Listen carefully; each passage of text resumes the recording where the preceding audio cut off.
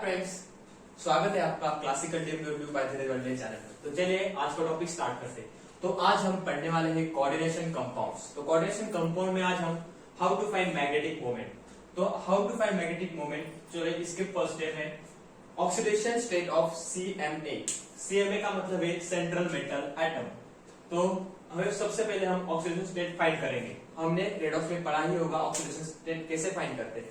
तो चलिए next step है, पहले स्टेप देख लेते हैं, फिर बाद में हम एग्जांपल लेके सॉल्व करके देखेंगे। तो बाद में सेकंड स्टेप है राइट द इलेक्ट्रॉनिक कॉन्फ़िगरेशन, इसी मतलब electronic configuration of central metal atom. और थर्ड है mu is equal to √n into n plus 2 bracket complete. और bm का मतलब है बोहर मैग्नेट्रॉन, और n यहाँ पे है नंबर ऑफ अनपेयर्ड इलेक्ट्रॉन्स। तो नंबर ऑफ अनपेयर्ड इलेक्ट्रॉन्स ये तो हम केमिकल बॉन्डिंग में आपने पढ़ा होगा, तो मैं आगे बताने वाला हूँ एग्जांपल पे अनपेयर्ड इलेक्ट्रॉन कैसे होते हैं, कैसे निकालते हैं। तो चलिए अभी देखते हैं ओनली फॉर 3D सीरीज, मतलब ये क्या है। अभी मैंने आप सोच रहे होंगे कि ओनली फॉर 3D सीरीज क्या है।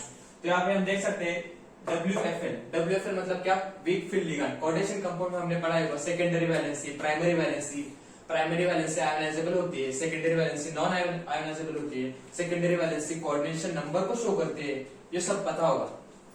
तो हम वो क्या अभी हम ये देखते हैं weak field ligand. Weak field ligand कौन कौन से है, फ्लोरीन है, क्लोरीन है, ब्रोमीन है, सल्फाइड है और NCS- है। ये सब क्या है, वीक फील्ड लिगैंड है, ये हमें पता होना चाहिए। वीक फील्ड लिगैंड मतलब ये पेयरिंग नहीं करते। ये एग्जांपल जब लेंगे हम तो आपको बताऊंगा। और SFL मतलब स्ट्रॉन्ग फील्ड लिगैंड है Cl- साइनाइड- और CO- मतलब कार्बन मोनोऑक्साइड। CO- नहीं, सिर्फ कार्बन मोनोऑक्साइड।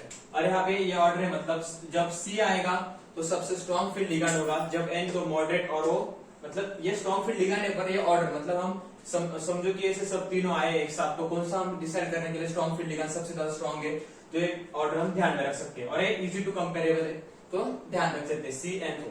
और ये पेयरिंग कॉज करते हैं, आपने PPT में पढ़ा होगा कैसे हम हाइब्रिडेशन निकालते हैं, तो हम यहाँ भी देखने वाले हैं। पर एक कॉज पेयरिंग मतलब ये बहुत इंपॉर्टेंट है, किसके लिए, सिर्फ 3D सीरीज के लिए। Weak field ligand pairing cause नहीं करते हैं और strong field ligand pairing cause करते हैं। और जब हम 4D और 5D सीरीज के लिए देखते हैं तो ये सब होते हैं जो वो पेयरिंग कॉज करते हैं, मतलब सब इलेक्ट्रॉन्स होते हैं वो पेयर हो जाते हैं।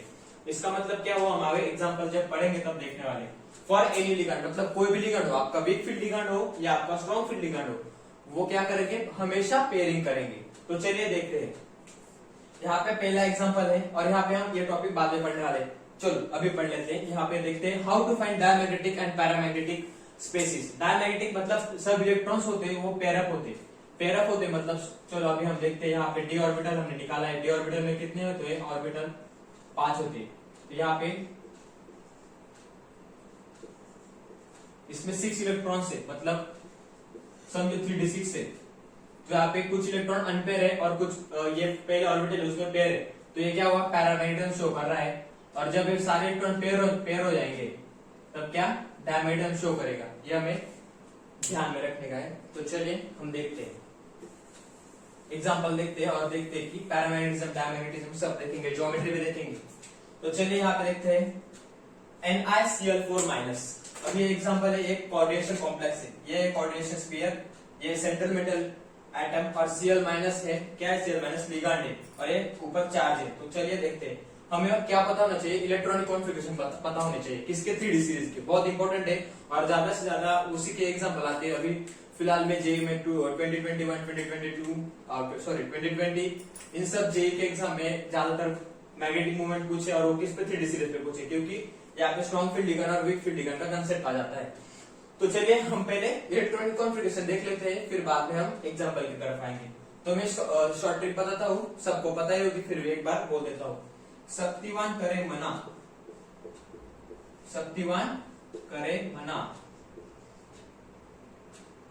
करे मना, फिर कौन निकाले कुएं से जान। चलिए ये देख रहे हैं हम, यहाँ पे मैंने 3D सीरीज पूरी लिख डाली। तो यहाँ पे इलेक्ट्रॉनिक कॉन्फ़िगरेशन देख लेते हैं, और यहाँ पे हमें Cr और Cu ये एक्सेप्शन है। एक्सेप्शन क्यों है, क्योंकि यहाँ पे हाफ फील्ड इलेक्ट्रॉन और फुल फील्ड इलेक्ट्रॉन के लिए एक्सेप्शन है। तो हम देख रहे हैं यहाँ पे ये क्या है, स्कैंडियम का क्या है 3d1 4s2, यहाँ पे AR है मतलब नोबल गैस लिखते हैं हम पहले क्योंकि 18, फिर इसका नंबर है 21, इसके लिए 18, 19, 20 और 21 इलेक्ट्रॉनिक कॉन्फ़िगरेशन, और इलेक्ट्रॉन एटॉमिक नंबर इसका 21 इसके लिए। फिर टाइटेनियम का है 3d2 4s2, उसी तरह इसका है 3d3 4s2, इसका बल्कि हमें ध्यान रखने के बहुत इंपॉर्टेंट है 3d1 4s2 3d5 4s1, क्योंकि स्टेबिलिटी हर कोई दुनिया में स्टेबल होना चाहता है। तो स्टेबल होना चाहता है इसका मतलब क्या, ये हाफ इलेक्ट्रॉनिक कॉन्फ़िगरेशन करना चाहता है। ये 4s से 2 इलेक्ट्रॉन होते हैं, उसमें से वो एक इलेक्ट्रॉन लेता है। और यहाँ पे तो ये पहले से stable 4s2 3d5 4s2 3d6 4s2 3d7 4s2 3d8 4s2। अभी यहाँ पे भी कॉपर पे भी 3d9 होना चाहिए पर 3d10 4s1 होता है क्योंकि ये फुल फिल, मतलब इससे एक इलेक्ट्रॉन 4s से ले लेता है, एक्सेप्ट कर लेता है। और यहाँ पे 3d10 4s2, यहाँ पे फुल फिल सब कंप्लीट होता है।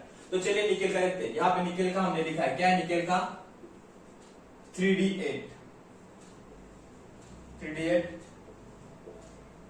4s2 है।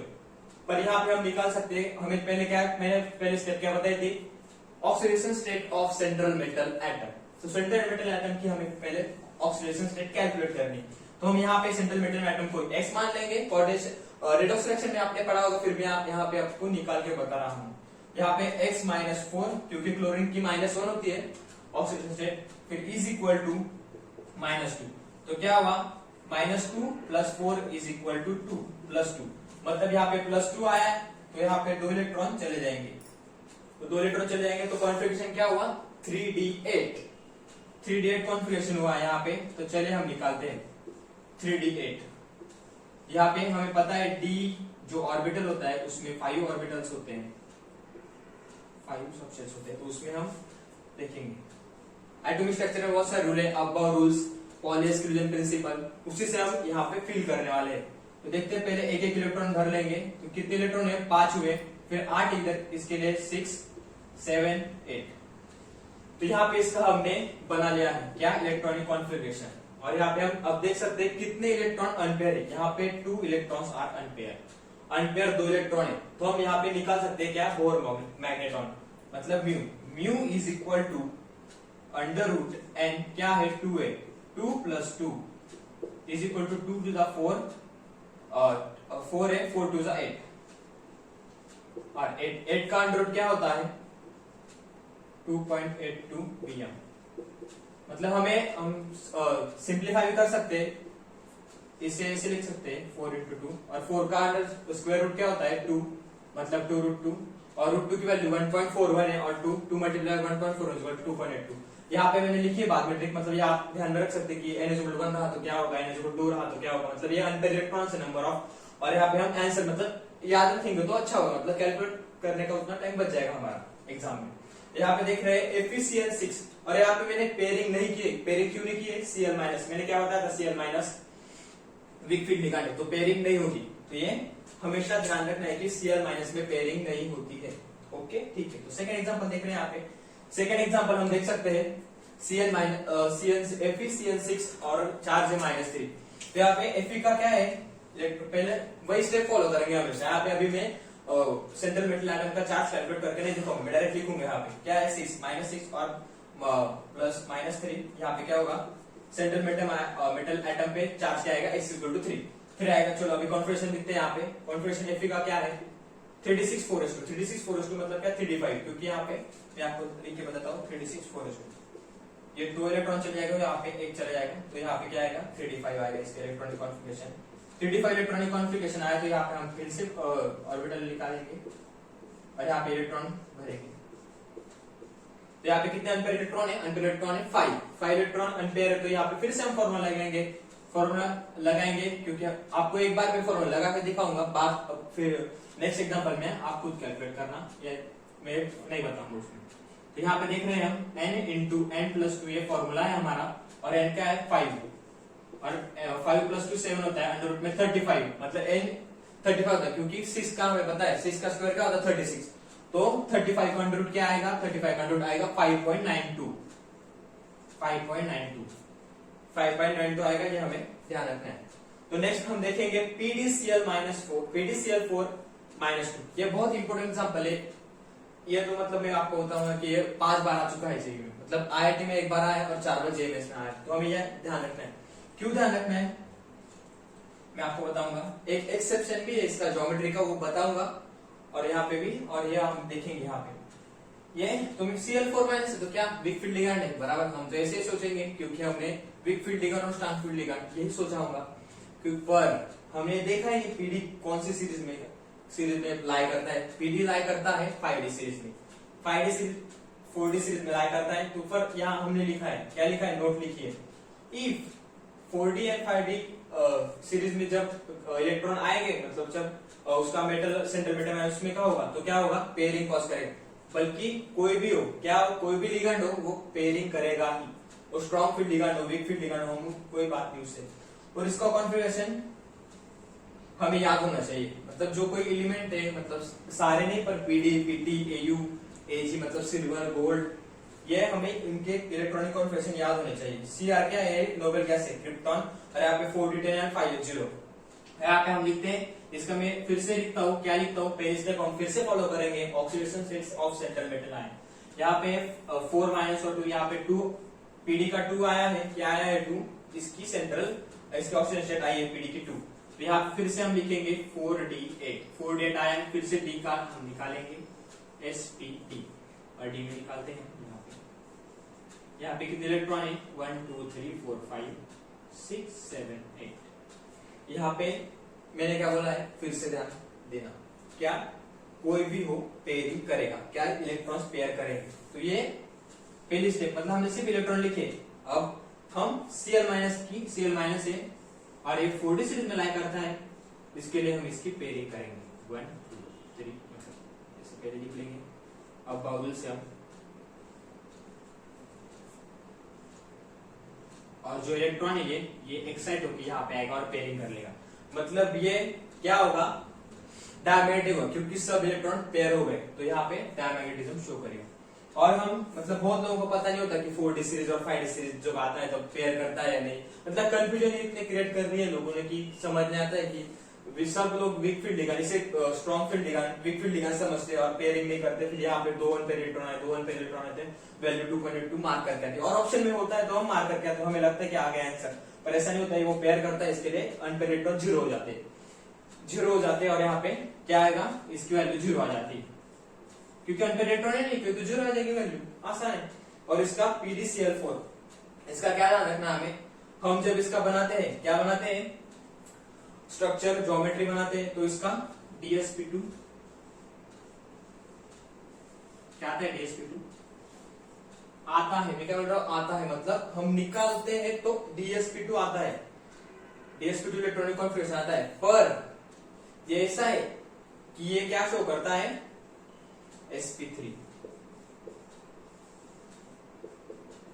शो करता है, मतलब टेट्राहेड्रल ज्योमेट्री शो करता है। ये जब हम निकालते हैं DsP2 आता है, पर जब, मतलब ये जब हम एक्सपेरिमेंटली निकालते हैं तो sp3 मतलब टेट्राहेड्रल ज्योमेट्री शो करता है। तो ये एक्सेप्शन था, ये याद कर लेना है। फिर बाद में हम देखेंगे MnO4-, MnO4, अभी Mn, फिर से मैं आपको इलेक्ट्रॉनिक कॉन्फ़िगरेशन दिखाता हूँ। 3d5 4s2, 3d5 4s2, O का क्या है, -2, मतलब ये -2 -8, यहाँ पे x इज इक्वल टू -1, यहाँ पे आई x की क्या आई, +7 आया है।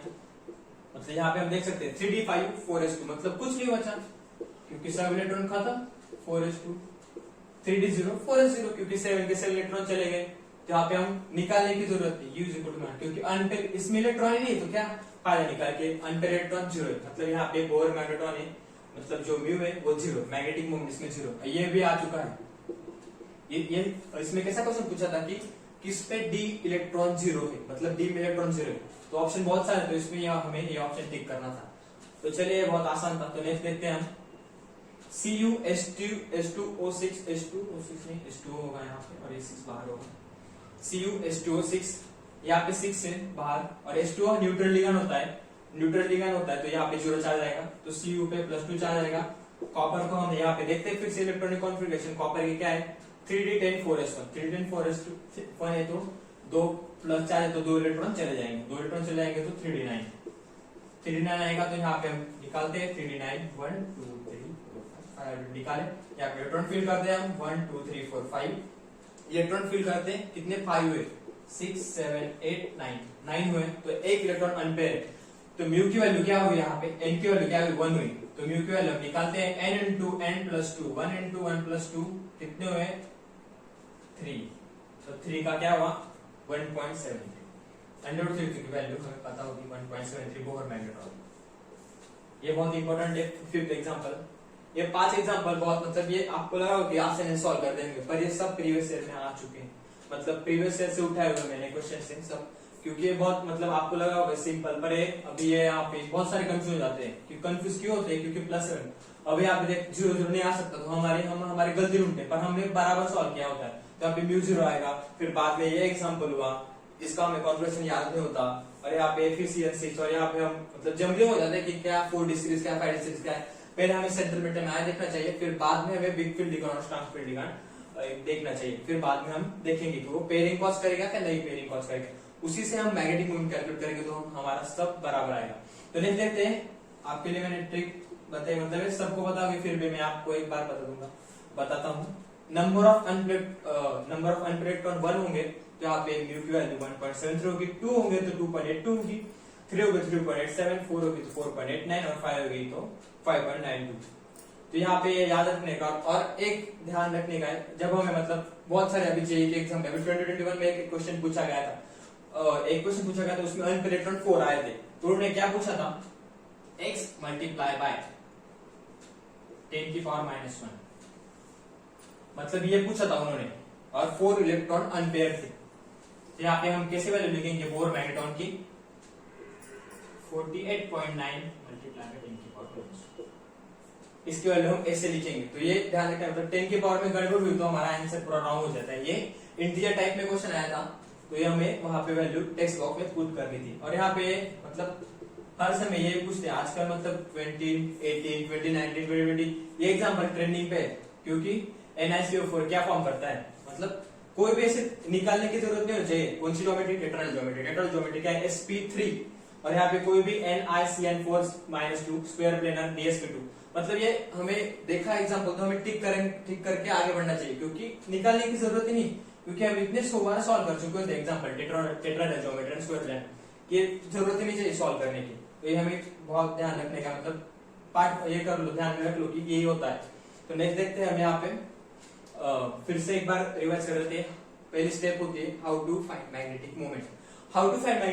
फर्स्ट स्टेप है oxidation state of central metal atom, second step है right the electronic configuration of the central metal atom, and third है फॉर्मूला पुट करना। और यहाँ पे देखना है 3D हुआ तो 5 ऑर्बिटल होते हैं, S हुआ तो 1 ऑर्बिटल, P हुआ तो 3 ऑर्बिटल, D हुआ तो 5 ऑर्बिटल, F हुआ तो 7 ऑर्बिटल। उसमें इलेक्ट्रॉन पुट करने हैं, और एटॉमिक स्ट्रक्चर में जो रूल पढ़े हैं अब रूल पॉली एक्सक्लूजन, उससे हमने ये ऑर्बिटल में इलेक्ट्रॉन फिल कर रहे हैं, मतलब सबसे पहले सिंगल इलेक्ट्रॉन सब में फिल कर लेना, फिर बाद में पेयरिंग करना, ये आना चाहिए, और फिर बाद में सब एग्जांपल इंपॉर्टेंट है, आपको एक बार प्रैक्टिस करनी चाहिए इनकी, और फिर बाद में ये भी इंपॉर्टेंट है, ये तो बहुत इंपॉर्टेंट है line 4D series and 5D series cause pairing with any ligand, मतलब पेयरिंग ही कॉज करते हैं ऑलवेज, कोई बात नहीं उसमें ऑलवेज करते हैं। और यहाँ पे diamagnetic paramagnetic pair and unpair, ये आसान इतने ध्यान रखने का है कि इसमें भी एडवांस में क्वेश्चन आए, मतलब मिस कर देते हैं, मिस कैसे करते देते हैं, तो बहुत सारे एग्जांपल, मतलब एक केमिकल बॉन्डिंग में भी आता है डायमैग्नेटिक पैरामैग्नेटिक, मतलब हाइब्रिडेशन देते तो कोई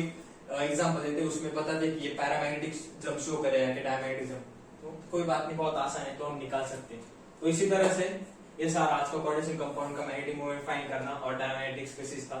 तो चलिए थैंक यू और अगली वीडियो में मिलते हैं, बाय।